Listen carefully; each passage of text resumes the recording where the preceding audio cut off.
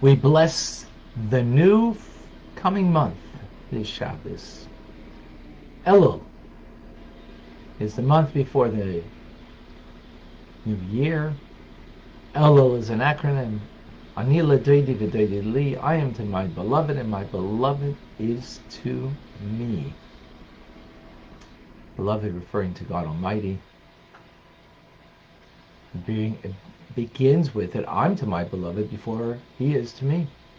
Because Elul is a time that from within we climb the ladder, the last month in preparation for a new year. A new year of blessings beyond what we imagine. And to receive the blessings, there is the preparation. So this Shabbos is the Shabbos that blesses all of that preparation that will be for the entire month of Elul. As Rosh Chodesh, the first day of the month, it encompasses the entire month, and the blessing that comes from the Shabbos before includes Rosh Chodesh, and therefore includes the entire month. So this Shabbos is a very, very special Shabbos as a result, and time to make the most of it. Okay, welcome to Tanya today. I'm Rabbi Ronnie Fine, coming to you from Chabad Zichron Kedoshim in Montreal, Canada, where it's a privilege and a pleasure to share with you the Tanya, and we share with Brett in Pennsylvania. We have Steve in Dallas, Texas. Okay, beautiful. We have John in North Carolina, Leah in Florida, Liba and Davida in New York, Zara, Malaysia, Erica in Norway, Joseph in New Jersey, Jane with us, Simcha in Florida, Julia in Pennsylvania,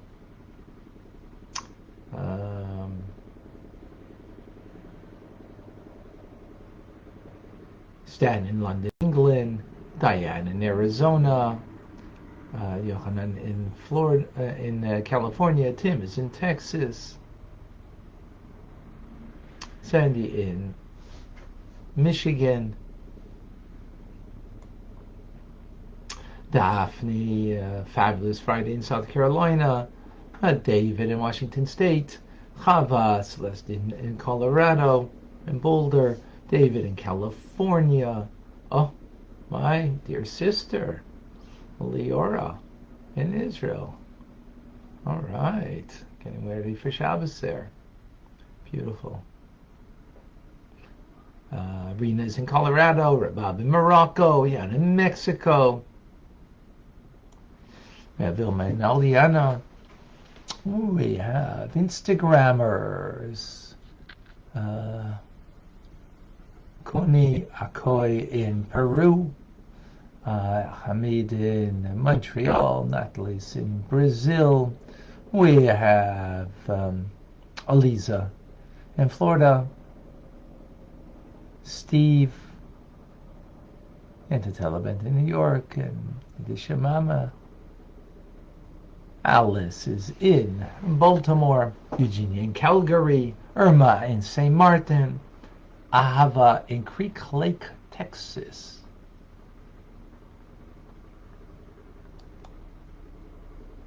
Okay, beautiful.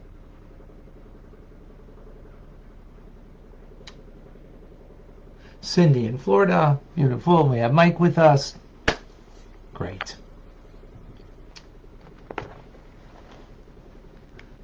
Do you want to win the lottery of life? Well, you have won the lottery. The question is, did you know that you have a lottery that you've won? How do you find the winnings? Well, let's go and understand The phrase in the morning prayers is Umanoim Goralenu, how pleasant is our lot. So a lot, a lottery, is something, of course, that you can't choose. It chooses you, so to speak. I mean, yes, you choose the numbers, but it's beyond logic. It comes from on high. This means that we all have something that talks to us specifically. When it comes to the Torah, there's one God, one Torah, and one law that applies to all of us equally. So, for every Jew, Shabbos is Shabbos. There's no distinction in the observance of Shabbos. For men to put on tefillin, women to light Shabbos candles, eating kosher, and the like. There is one law, and we are obliged, all of us, to equally fulfill the law. Now, of course, in our personal journey, everybody is, growing, and from one rung on the ladder, moving upwards to another rung. But, ideally, and the concept is that it's one Torah that applies to all of us equally. Each mitzvah is an illumination of our soul. We have 613 commandments of God that are an expression of the 613 parts that we learned previously, as it were, of the divine light of God that is brought into this world to animate us and the entire universe. Each mitzvah animates a part of the universe, and that universe begins with me, because every individual is a mini universe. So each mitzvah animates one of the 613 components of my being, 248 limbs and organs of the body, and 365 sinews, each representing the positive and negative commandments coming together, 613 components of my soul that it's animating each mitzvah. And therefore we have to do every single mitzvah. And if not, you know what happens? We have to come back in reincarnation. And we have come back. We are all reincarnated souls, except for the Alter Rebbe himself, as the Baal Shem Tov indicated on the day that he was born.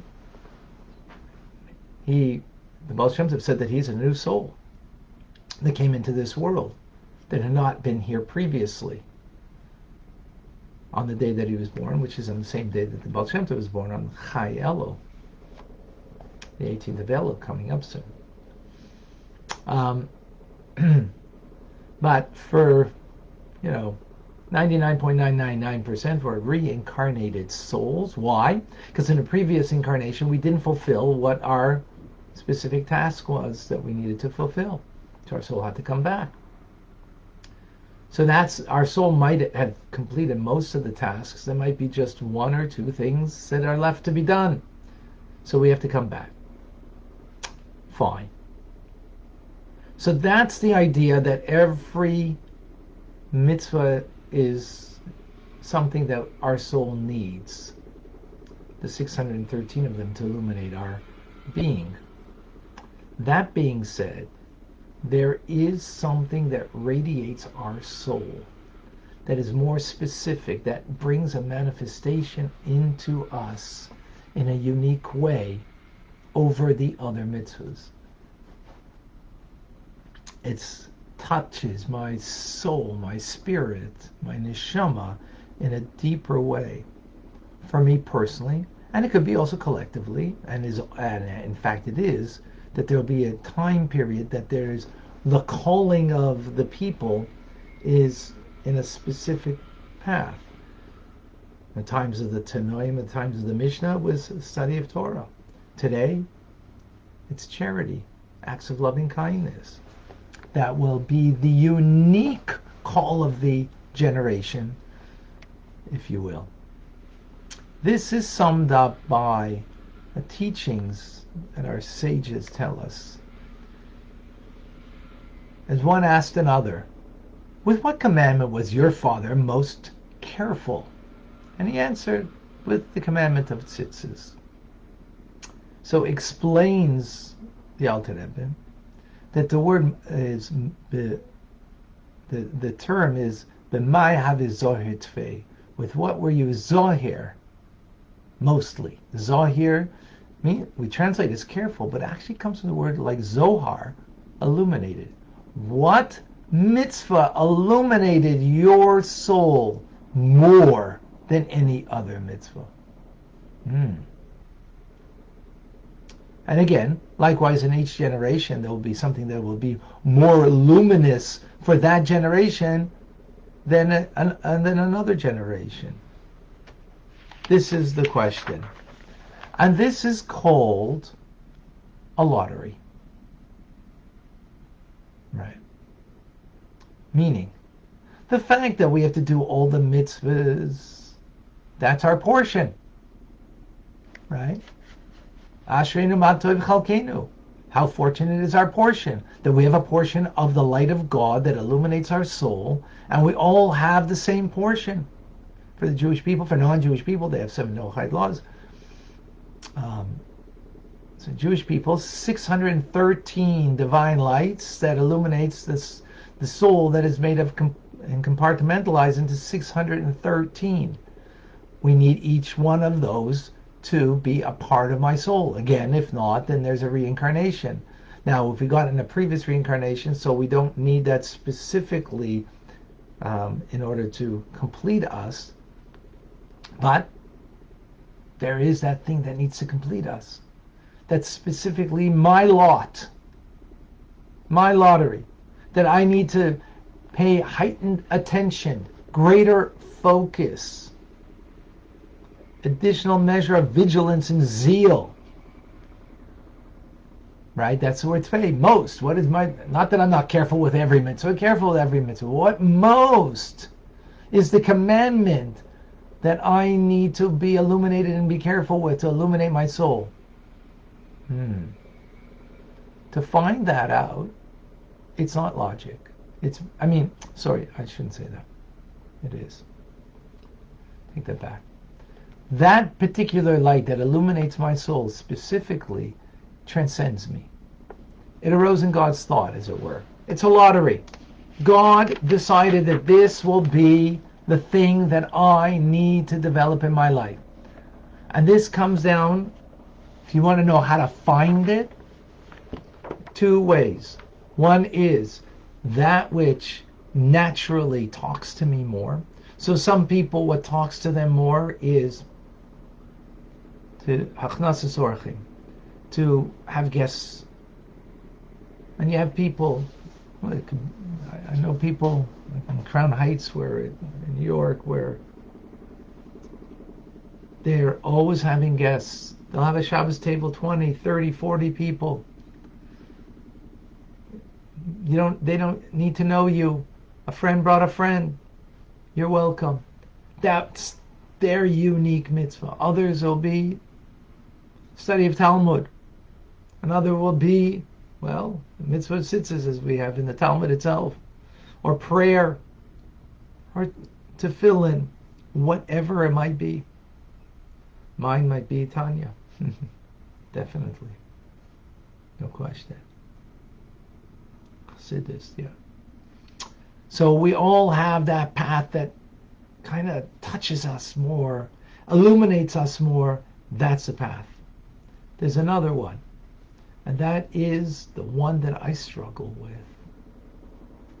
The one that's easy, or that talks to me more, that mitzvah is yours. It is the gateway for you to engage in, to be illuminated more with, and the one that you are actually struggling with. So if you're struggling with kosher, or if you're struggling with keeping Shabbos, or if you're struggling with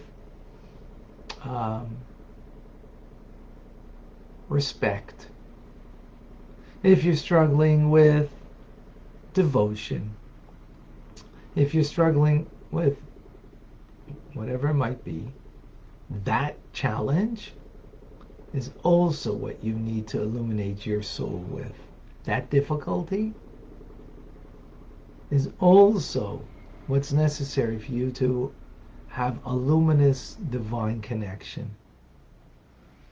Why? That's your lot. That's your lot. It's a lottery that comes from beyond reason, not logical. God has his reason, if you will, and we just need to open up our eyes and see. And I suggest everybody do this. What is it that talks to me? And what is it of God's needs and that I need to do for God that doesn't talk to me, that I struggle? There are women who struggle with modesty. They struggle with, if they're married, to wear or cover their hair. There's men that struggle with, with sexuality.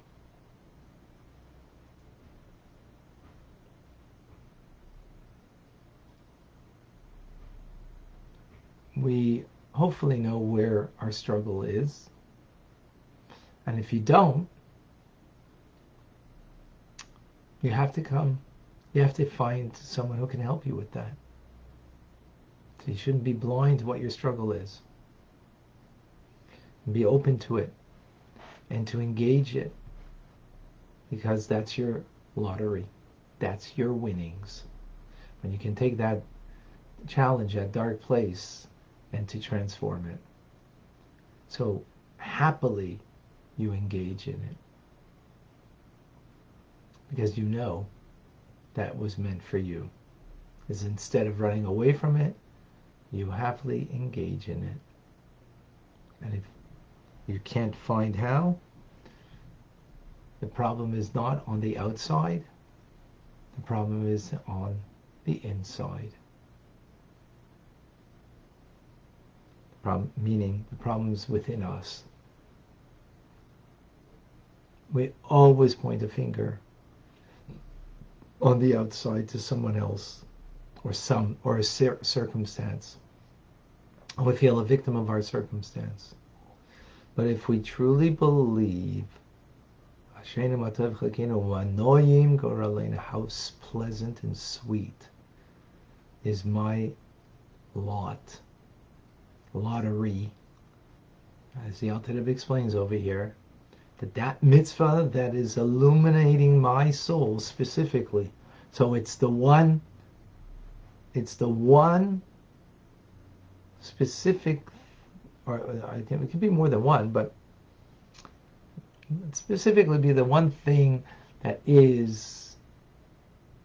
touches me more deeply, resonates with me. I have more of a pleasure, enjoyment in it. And at the same time, it's going to be the exact opposite one too. Both things. If we can incorporate that in our lives and live with this, we will live a different life. That person, that struggle, that situation now becomes not a painful one. I shouldn't say, it can still be painful. It can still be painful, but won't be a bad one. It won't be a bad place. It'll be a wonderful place for me to discover things in me that I never thought that I had. To dig deep inside of myself and find the treasures. Topsoil is not good soil unless it's been plowed. And you take from beneath and you turn it upside down, because the topsoil is going to be crusty, it's going to be hard, it's going to be dry, it's not fit for growth. You have to turn it. So likewise, if we just live topsoil life, living on the external, on the exterior, and therefore deflect everything off, that's what happens. Everything will be deflected off me. It's not about me. that doesn't mean you can change the other person. That's not the point. It's about changing yourself. And by changing yourself, you will grow, just as the seed will grow in that fertile ground, because you dug deep, and the fertile ground is deep. And you'll find deep treasures, unbelievable treasure of wealth, of winning the lottery of your life. All right, any questions?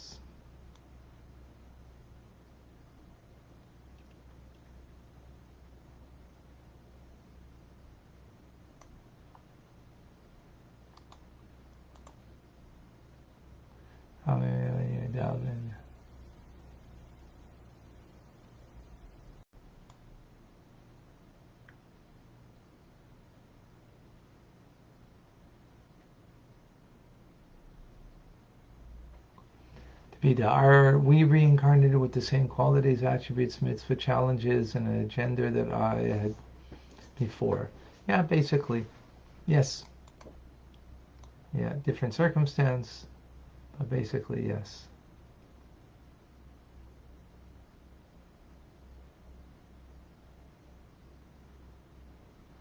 Yeah, you got it right, Jane.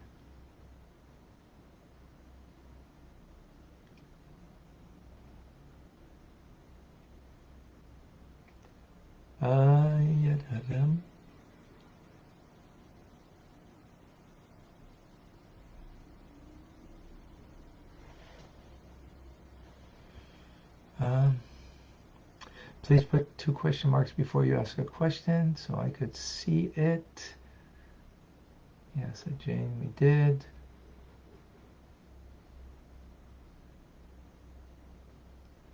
Alice, I missed your question. Cherries, I also missed it. Cherries, if you could repost it, because I don't... Are Jews always reincarnated as Jews? Usually, but not necessarily. Famous story of the Baal Shem Tov. Not necessarily. Not... Good question. Not necessarily. Where in the Torah is reincarnation talked about? Actually, it's not. How do you like that? In the 5 books of Moses, it's not talked about. Good question. Alice, if one struggle, okay, here it is. If one struggle with Tanya or davening, should we find alternatives in studying Chumash or Tehillim? Maybe, no, as I mentioned, the 2 opposites are what we need to look for to win the lottery of life. The one that really is easy and really illuminates me, right? Easy, not just easy, but I'm uplifted by it. I'm moved by it, right? I'm like many of you, for Tanya, would be Tanya, right? So, and then there is the exact opposite, that I struggle with it. It's a challenge. It's not easy. That would also be. Is there a connection to the body we are reincarnated into, our neshama? I don't want to get off too much on reincarnation.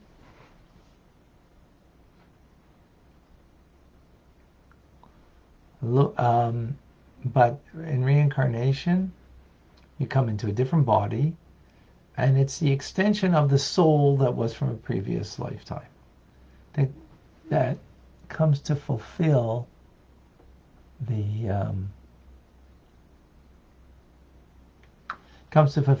mission that was lacking.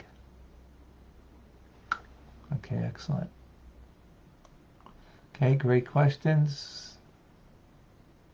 Can new souls come to this world nowadays, since we are unable to perform all mitzvahs?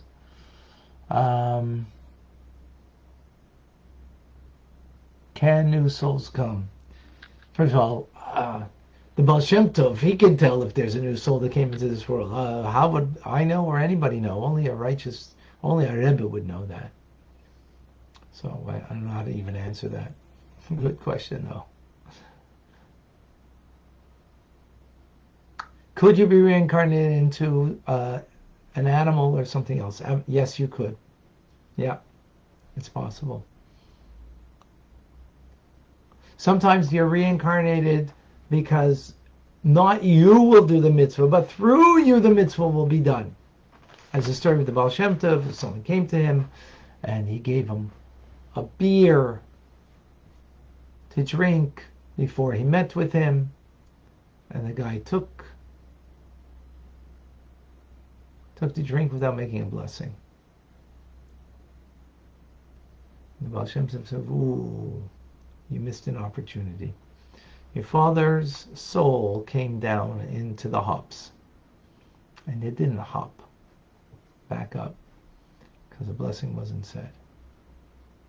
Is it okay for me to pray for Mashiach to come to my house and to take me and to violin to Jerusalem?" Sounds good. What, that you can go to Jerusalem with Mashiach? Yeah, absolutely. Pray for that.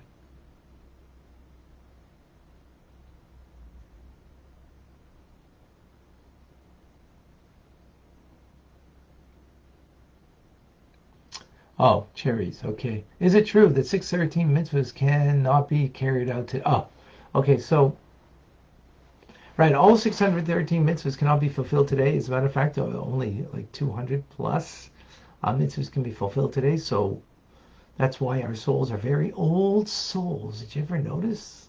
Some people, they have an old soul. In fact, it is.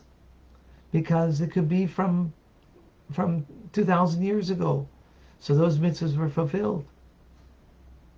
And now we have other mitzvahs that need to be fulfilled. Yes. Very true, cherries.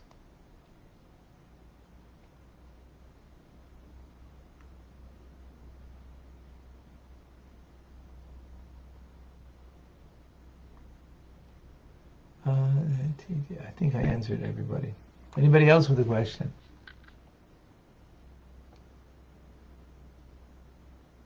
Are new souls better souls? Why do they come into being? So, well, I mean, the Alter Rebbe was a new soul. And again, the only reason we know about it, because the Baal Shem Tov, who lived very far away from him and didn't know of his parents, well, actually, no, they did, yeah, did. They didn't know. His father was a follower. But the Baal Shem Tov was sitting hundreds of miles away when the Alter Rebbe's mother, Rabbi Rivka, gave birth to him. And a leader of the generation, a Rebbe, is Reish B'nai Israel, head of the Jewish people. And just like the head, everything runs through the head. So the souls come and are connected to the head of the Jewish people. So he was aware that that day was born a very unique soul that never came into this world, never reincarnated. It's fascinating, but that's what it is. And more I don't know.